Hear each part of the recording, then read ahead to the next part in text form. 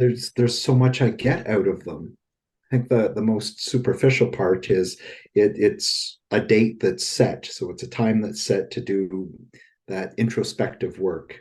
And left to my own devices, I would do a consumption of media as opposed to participating in.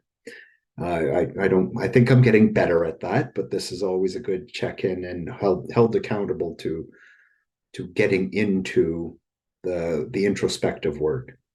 And with the introspection, I find it incredibly useful. Like Ali gives us the topic a bit in advance, and I start thinking about it, and it just kind of gets a bit muddled in my head. And then once we're in circle, seeing everyone else come at it, it's you get to pick and choose how people think about it, and it starts to clarify it because you can so often people say things in a way that you go, yes, that's what I mean, and that's said better than I could say myself.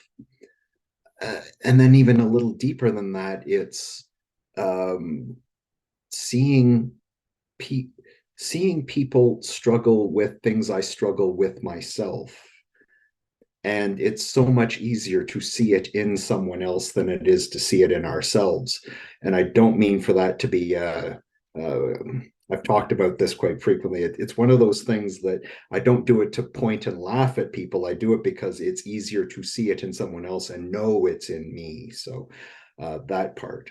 And I guess with that, that's uh, it cultivates the comfort with vulnerability, what you were talking about there, Ali.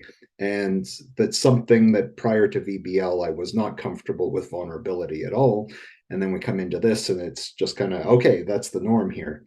And you notice it more when you go away and you think, oh, I feel better about myself being vulnerable, and I'm vulnerable with people that take advantage of it. And it's, oh yeah, there's parts of why I have to be careful with this, why circle is so special in that regard. So there's a lot in it that being along for the ride and being a part of the process is just so valuable to it for me.